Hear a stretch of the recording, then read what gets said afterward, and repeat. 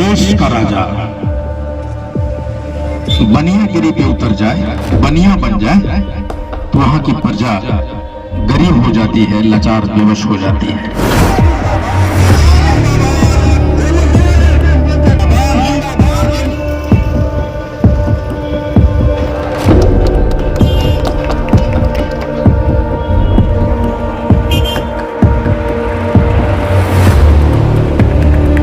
Sir आज झाझा आए हैं, क्या कुछ कार्यक्रम है सर? जैसा कि आज जनसंपर्क की शुरुआत आपने की है, झाझा के लोगों को बहुत सारी अपेक्षाएं सर रही है शुरू से, लेकिन संभवतः उन अपेक्षाओं की पूर्ति नहीं हुई। लाख प्रदर्शन हुए, कई तरह की नारेबाजी हुई, लेकिन किसी के कान में जू तक ना रही। क्या कहेंगे? देखिए, दो चीजें हैं। जब जनता वास्तव में उदासीन हो जाती है तो जनप्रतिनिधि उसका बात सुनते नहीं।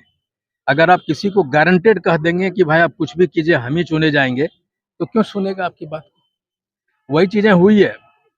हमने अपने मुद्दों पे तो वोट नहीं किया है ना। मैं झाझा के लोगों से पूछना चाहता हूँ, क्या उन्होंने मुद्दे बेस वोट किया है? उन्होंने तो किसी को वोट किया है, किसी कहने पे वोट किया है। लेकिन जब आप झाझा के लिए वोट करने लग जाएंगे ना, तो चीजें हो जाएगी आपको। और यही चीजें मैं कह रहा हूँ कि जमुई के लिए वोट कीजिए। जिस दिन आप जमुई के लिए वोट करने लगेंगे, आपको शिकायत का मौका नहीं मिलेगा कभी कि ये नहीं हुआ, वो नहीं हुआ। सर, अगर आप संसद बनते हैं तो 5 पहला काम झाझा के लिए क्या कीजिएगा? देखिए, मैं इससे सबसे पहला काम ये करूंगा सांसद बनने के बाद कि झाझा के जो स्टेक होल्डर्स हैं, जो समाज सेवी हैं, जो पढ़े लिखे लोग हैं, जो नौजवान हैं, जो बुजुर्ग हैं, जो बूढ़े हैं, जो झाझा को 80, 85, 60 बरस से देखा है, उनके साथ बैठूंगा और लिस्टिंग करूंगा कि भाई आप बताइए आपके क्या क्या चीजें हैं और मैं क्या क्या कर सकता हूँ और कहाँ से शुरुआत कर सकता हूँ। पहला काम मैं यही करूंगा। जनता आपको कितना सपोर्ट कर रही है?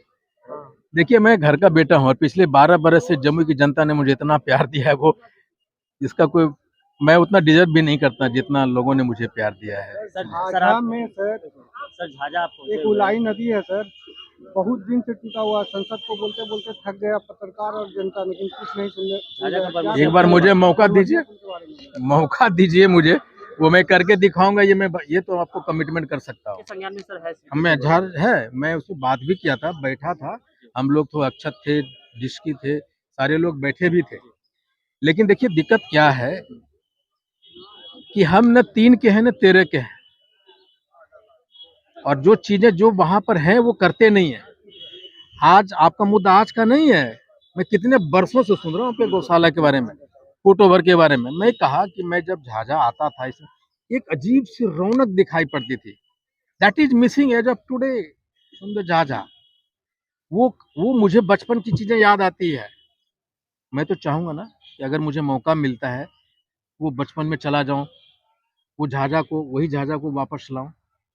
भाई, फुट ओवर कुछ चीजें हो जाती, कुछ घटना घटती है, कुछ जरूरी नहीं कि झाझा के लोग उस पर रहेंगे ना, कहीं और के भी लोग रह सकते हैं। इसलिए मेरा एक ही मुद्दे को देखिए और उसको वोट कीजिए, झाझा के लिए वोट कीजिए। और मैं ये आप मुझे एक दिन समय दीजिए, गौशाला जाऊं, फुट ओवर देखूं, या जो ब्रिज की बात आप कर रहे हैं वहाँ हर जगह हम जाएंगे और देखेंगे निश्चित। अब वो मैं करूंगा। और उसे बता दीजिए, उससे इलेक्शन कोई लेना देना नहीं। इलेक्शन की वजह से उसको देखने जाएंगे, वो उसका कोई लेना देना नहीं है इलेक्शन से। सर अंतिम सवाल आपसे। सांसद महोदय के प्रतिनिधि ऑलरेडी डीआरएम में सलाहकार समिति के सदस्य होते हैं, बावजूद इसके झाझा अमृत भारत स्टेशन की श्रेणी में शामिल नहीं हो सका, जिसको लेकर लोगों ने कई बार अपने रोष को जो है व्यक्त किया। इसको लेकर सर किस तरह से देखते हैं? इस तरह का जो सदस्य होते हैं ना, जिस तरह कमेटियां बनाया हुआ, ये कॉस्टोमेटिक इफेक्ट डालने के लिए होता है। आप कार्यकर्ता हैं और आपको सदस्य बना दिया, आपकी हैसियत नहीं होती वहाँ कुछ बोलने का।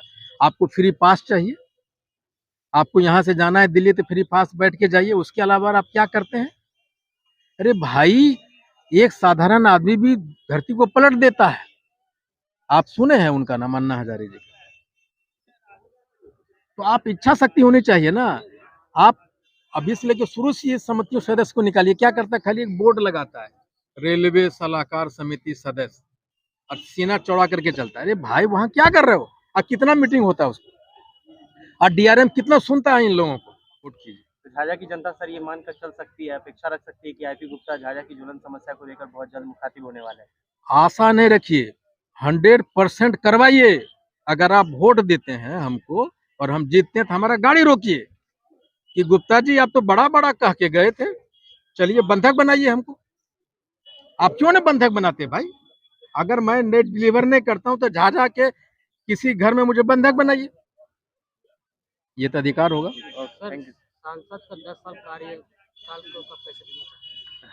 देखिए मैं हम लगातार ये चीज कह रहा हूं कि उनसे कहा है कि अगर वो काम करते 10 साल तो उनको जाने के सोचते क्या वहां जहां जाना चाहते हैं। और आप ही बताइए आनंद जी कि 3 काम हमको बता दीजिए जिनको सांसद जी कर सकते हैं, माइलस्टोन है जमुई के लिए। ये चापाकल गाड़ना और स्ट्रीट लाइट लगाना सांसद का काम नहीं होता, फिर हमारा पंचायत समिति और मुखिया जी क्या करेंगे भाई? सर सांसद चिराग पासवान कहे हैं जवान होके आए हैं बूढ़ा होकर के जाएंगे, इस मैटर में क्या कहना चाहेंगे आप? तो पूछना चाहिए आपको उनसे, उनको पूछना चाहिए वे क्यों जा रहे हैं। मैं तो कह रहा हूँ कि भाई आप मत जाइए, यहाँ से चुनाव लड़िए और 10 साल का हिसाब किताब देकर जाइए। मैं तो पहला इंसान हूँ ये बात कह रहा हूँ कि हिसाब किताब कीजिए और जाइए। Thank you. आइए।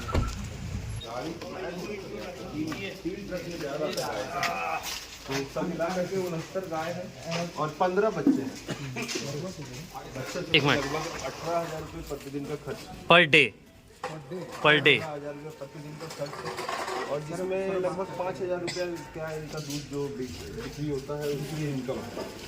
तो हम लोग पर डे 13,000 रुपये लॉस में चल रहे हैं।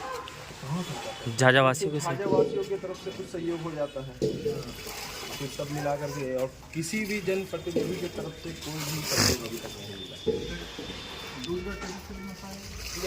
पीछे वो लास्ट वाला जो बाउंड्री है वो लास्ट का बाउंड्री नहीं है, नहीं गाय है, 69 गाय पंपिंग सब वही जो सरकारी को अनुबंध है कुछ ऐसा है। मैं कुछ एक परमानेंट कुछ बना देना चाहता हूँ, वो मैं बना दूंगा। अच्छा, बसरा किधर है? मतलब ये ज़्यादा बेटर है। हाँ बहुत पुराना गौशाला भी था। नहीं बन के तो तैयार हुआ ना अभी हाल फिलहाल तो। काम करता है उसको क्या देता है? उसको मंथली सैलरी मिलता है। कितना आदमी? 4-5 लोग हैं तो ये सर इस गौशाला को कब से आवश्यकता थी लोगों के पहल की? लोग पहल कर रहे हैं लेकिन जनप्रतिनिधियों का ध्यान आकर्षण नहीं था। आज आप पहला जनसंपर्क की शुरुआत की है और आज गौशाला में आपका पदार्पण हुआ है। सर क्या सहयोग लोगों ने अपेक्षा की थी? गौशाला के बारे में इस समस्या आप लोग यहाँ जितने भी नवयुवक लोग हैं हमेशा उठाते रहे और मैं एक बार यहाँ बैठा भी था, बात किया था, लेकिन रात अच्छत के घर पे बैठे थे, बहुत रात हो गई थी तो आ नहीं पाए थे। लेकिन मैं ये सोच के रखा था कि गौशाला में जिन सी अवस्था में अगर वहाँ गाय वगैरह होगी नहीं, लेकिन जब हम आए और कुछ बातें मैंने राकेश जी से सुनी अभी कि 18,000 रुपये रोज़ का खपत है और कोई सरकारी ऐड नहीं है और जो गायों ने प्रशासन को पकड़ के दिया उसका भी जिम्मेदारी सरकार ने नहीं ली। और मैं तो उन नौजवानों को और उन सारे स्वयंसेवियों को जो लोग गौशाला को संरक्षण करने में चलाने में लगे हुए हैं, दिल से मेरा उनको नमन है, आभार है। और जब मैं आया और गाय माताओं से मिला, उनकी बछड़ी से मिला और सबसे बड़ा जो चीज़ है मुझे मूव किया, जो मुझे आकर्षित किया कि राकेश और सोनू जैसे लोग अपने सर पे सारी जिम्मेदारी लेके चल रहा है, ये एक बड़ी बात है। तो मुझे लगा कि जब ये बच्चे लोग कर सकते हैं, नौजवान हैं, तो मैं क्यों नहीं कर सकता। और मैं ये जो कर रहा हूँ, मैंने वैसे चाहते थे कि मैं 1 महीना का दे दूँ राशन, लेकिन मुझे लगता था कि कुछ परमानेंट काम बिल्कुल, इसलिए मैंने कहा कि मैं एक सेट का निर्माण करवा दूँगा और उसमें लगने वाले पैसे फिलहाल 1 लाख रुपए हम सोमवार को गौशाला के खाते में निश्चित भेज देंगे। आप मुझे प्रोवाइड करवा दीजिएगा। जरूर सर, जरूर। ठीक है ना, मिलेगा और जो भी लगेगा हम देंगे। चलिए, और धन्यवाद। ध्यान रखिएगा चीज़ों को। सर तो अभी जिस तरह से हम लोग भी सुन पा रहे थे दूरभाष पर जब बातचीत हुई तो कमेटी का कहना है कि उसका उद्घाटन भी आपके हाथ हो ताकि एक बार फिर से आप इस जगह पर आए और लोगों से मुखातिब हो। हर्ष यार, मैं तो आप ही लोगों का घर का होना, उद्घाटन हो ना हो तो बड़ा चीज़ नहीं है। नहीं सर, यही बहाने एक बार माताओं के लिए काम हो जाए, बिल्कुल ये बड़ी चीज़ है। उद्घाटन तो कोई भी करे, उससे फ़र्क नहीं पड़ता है। काम वही करेगा जिसके दिल में दर्द है। बिल्कुल तो गाय के लिए पर जनता के लिए और उनके जो ये जो लोग कर रहे हैं उस भावना के लिए। सर आज आपका पहला कार्यक्रम है और पहला कार्यक्रम में आप गौशाला आए, गौशाला का निरीक्षण किया और फिलहाल 1 लाख रुपए का राशि भी योगदान कर रहे हैं, लेकिन यहाँ का स्थानीय सांसद और विधायक तो अभी तक हुलकने के लिए भी नहीं आए। तो क्या मतलब ये समझा जाए कि गाय माता वोट नहीं देंगी इसलिए इस जगह पर आना उचित नहीं है? नहीं, गाय माताओं के नाम पे तो वोट लेते रहे हैं लोग, गौरक्षक के नाम पे, गौ भक्त के नाम पे लोग तो वोट लेते ही रहे हैं ना। लेकिन मैं कहता हूँ गाय माता के लिए वोट करना है, गाय माता से वोट नहीं लेना। बिल्कुल। अगर वो गाय माता से जो भी लगाव होता, जो भी लोग हैं, वो चाहे जमुई का गौशाला हो चाहे यहाँ का हो, कोई जीर्ण शीर्ण अवस्था में नहीं होता, ये हालात नहीं होते जो आज है। लेकिन उन सारे नौजवान साथियों को, जो भी स्वयंसेविक लोग हैं जो अभी तक गौशाला को चला रहे हैं, उनका बहुत बहुत धन्यवाद। और मैं उन्हीं के भावना की वजह से, और मैं पहले भी कह रहा हूँ कि ये जो चीज़ें मैं करता हूँ उसको वोट के नज़रिए से देखने की आवश्यकता नहीं है। ठीक, ये दिल से है और ख़ासकर वो सारे साथियों के लिए समर्पित है ये जो इसको चला रहे हैं। Thank you. राकेश कुमार हमारे साथ जुड़ रहे हैं। राकेश जी, आज आईपी गुप्ता आए हुए थे, आपने गौशाला की स्थिति परिस्थितियों से अवगत कराया है, दूरभाष पर सोनू जी से बातचीत भी हुई है, क्या कुछ आश्वासन मिला है? अभी तो आईपी गुप्ता सर से ये आश्वासन मिला है कि अभी वो एक शेड का निर्माण करेंगे। उन्होंने ये भी आश्वासन दिया कि हम आगे भी और भी बहुत कुछ कर सकते हैं इसके लिए, लेकिन अभी शेड के लिए वो गौशाला के जो बैंक अकाउंट है उसमें उन्होंने कहा है कि मंडे तक 1 लाख रुपए हम अपने तरफ से भेज रहे हैं और आगे भी यथासंभव जो चीज हो सकता है हम गौशाला के लिए करेंगे। गौशाला कमेटी किस तरह से आभार व्यक्त करती है? गौशाला कमेटी उनको कोटि कोटि नमन करती है और आगे उनकी राजनीति चीज के लिए बहुत बहुत उनको शुभकामनाएं भी देती है।